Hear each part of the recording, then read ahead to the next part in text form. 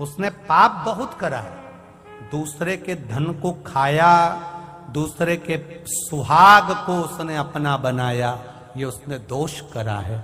उसका निदान केवल एक है, 12 महीने शिवरात्रि आती है। कितने महीने? 12 महीने शिवरात्रि आती है। सुनो पार्वती, 12 महीने की शिवरात्रि पर जब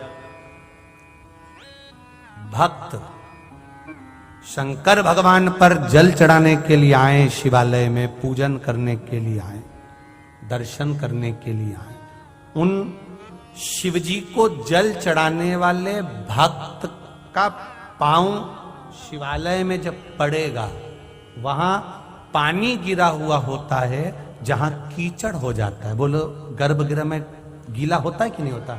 जम के बोलो जरा। गर्भगृह में गीला होता है, तो जहां गीला होगा, जब ये मंदिर में जाएगा, इसके पांव के निशान बन जाएंगे। फिर बाहर जाएगा, आएगा कोई, फिर पांव के निशान बन जाएंगे। सुनो पार्वती, ध्यान लगाकर सुनना आप सब, जितने आस्था चैनल पर कथा सुन रहे हो, जितने मोबाइल पर सुन रहे हो, जितने कंजरी में सुन रहे हो। शिव मंदिर में जब ये भक्त जाएंगे, जल चढ़ाएंगे, फिर आएंगे, फिर जाएंगे। भक्त जब मंदिर के अंदर पहुंचता है, उसकी हाजिरी मणिभद्र भरता है। अंदर जाएगा, कीचड़ हो जाएगा। वो कीचड़ जब कोई धोएगा और धोने के बाद वो पानी बाहर जाएगा, देवव्रत से कह देना उस पानी को वो अपनी कन्या पर छीट दे।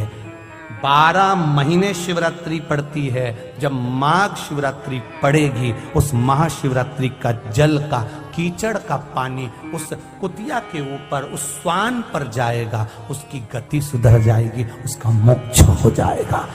अब जरा विचार करिएगा जरा, अब समझने वाली बात है महाराज, कि शिवजी पर केवल 1 लोटा जल चढ़ाने से जो पुण्य है, उससे अधिक पुण्य तो शंकर जी के मंदिर में पौछा झाड़ू लगाने से। पौछा झाड़ू लगाने से वो जो कीचड़ हो गया है, उस कीचड़ का केवल धोने पर अगर छींटा भी लग गया इस शरीर को, उसको धोने पर इस शरीर पर थोड़ा सा भी भाग लग गया, तो समझिएगा कि जिंदगी संवर गई हमारी, हमारा जीवन सार्थक जीवन। 16 फरवरी से 22 फरवरी तक सीहोर में कुबेरेश्वर धाम पर रुद्राक्ष महोत्सव है। शिवरात्रि का समय होता है।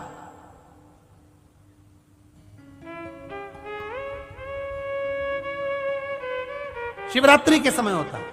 फुलेरा धूज भी बीच में आती है। क्यों इतनी महत्वता सीहोर के कुबेरेश्वर धाम के रुद्राक्ष की होती है? केवल जितने भक्त आते हैं उस रुद्राक्ष उत्सव में भगवान शंकर का जो गुणगान करते हैं, और उस गुणगान के साथ में जो शिव पर जल समर्पित होता है, वो जल का जो महत्व बढ़ जाता है, उसका जो आनंद सुख बढ़ जाता है। आप सब भी आइए उस रुद्राक्ष उत्सव में 16 से 22 फरवरी तक पधारो। ये जीवन में बार बार नहीं मिलता, उसका आनंद प्राप्त करिए। उस रुद्राक्ष की महत्वता को जानिए, क्या है उसमें। शिव के मंदिर में जो कीचड़ मच गया, शिव के मंदिर में कल हमने देखा था, यहां से हम जब जा रहे थे तो कोई भाई लोग पानी की बोतल उन सबको जाने वाले पथिकों को दे रहे थे। हमने देखा कोई किसी को प्रसाद दे रहा था, कोई किसी के लिए कुछ दे रहा था। देखकर प्रसन्नता हुई। क्यों? तुम्हारा धन किसी काम का नहीं। अगर शंकर के भक्त कहीं निकल कर जा रहे हैं और उनको अगर आपने पानी पिला दिया, कुछ खिला दिया, तो तुम्हारी जिंदगी तो वैसे ही सार्थक हो गई। माघ का महीना, माघ का महीना और शिव महापुराण की कथा, और मौका मिला ये दोनों हाथों से लुटाने के लिए। हम जजमान से ज्यादा धन्यवाद तो जिग्नेश भाई के परिवार को देना चाहेंगे कि कितनी कृपा हुई है। ये गुरु की कृपा हुई, तब जाकर ये ठाकुर जी आपके घर में 7 दिन भोलेनाथ जी विराजमान हुए। परमार जी, बड़ी कृपा ये जिग्नेश भाई पर हुई है। हम कहें ना जाने इनके पिताजी या इनके दादाजी, कोई ना कोई शंकर का भगत होगा, ये पक्का कहता हूं, ये पक्का मेरा विश्वास है। कि इनके परिवार में कोई ना कोई, इनके पिताजी अगर शिव के भक्त होंगे या इनका दादाजी शिव का भक्त, कोई ना कोई शंकर का भक्त होगा, तब ये शिव पुराण वहां पहुंची है। बहुत कठिन है, बहुत कठिन,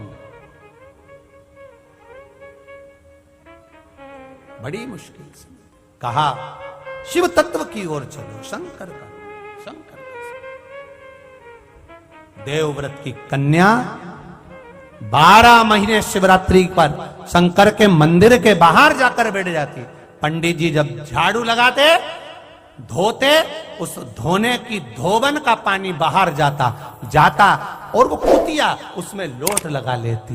बस निकलता गया समय, महाशिवरात्रि आ गई और उस महाशिवरात्रि के दिन उस पर जो जल का छींटा पड़ा, सुंदर स्त्री बनकर हर हर महादेव कहकर भगवान शिव के धाम चली गई। ये शिव तत्व है, ये शंकर की कथा, ये शिव का, ये शंकर का। महाराज आगे वर्णन आया श्री कुंदकेश्वर महादेव जी का। भगवान देवाधिदेव महादेव कुंदकेश्वर के रूप में विराजमान हुए, भगवान शिव कुंदकेश्वर के रूप में पधार रहे हैं। जोरदार ताली बजाकर स्वागत करें। और भाव भक्ति के साथ, आनंद के साथ आज की कथा यहाँ विराम की ओर ले रही है। कल वही कथा का समय आनंद लेते हुए आगे बढ़ेंगे। 12 महीने आती, किसी भी एक शिवरात्रि के दिन बाबा भोलेनाथ को, महाकाल को, काशी विश्वनाथ को, शिव जी का नाम लेकर, शंकर जी का किसी भी एक शिवलिंग का, ज्योतिर्लिंग का नाम लेकर सफेद कपड़े में गोबरी की भस्मी तैयार कर लो। गोबरी जानते हो ना, कंडा बोलते हैं या गोबरी बोलते हैं? कंडा बोलते हैं ना। तो कंडा, अलोना कंडा, अलोना कंडा जानते हो? हाथ से थप्पा हुआ नहीं, गाय ने पोता गिराया, वो सूख गया, उसको लाओ, जब वो सूखा हुआ ऐसा कैसे उसको जला लो ठंडा करके, जब वो सूख जाए उसके बाद जलाकर उसकी राख तैयार करो, सफेद कपड़े में उसको ले लो और रात्रि में, शिवरात्रि की रात्रि को 12 बजे जाकर शंकर के मंदिर पर उस गोबरी की भस्म चढ़ा दो। उसी भस्म को वापिस निकाल लो और रात के समय ही उसको पानी में डालकर स्नान कर लो।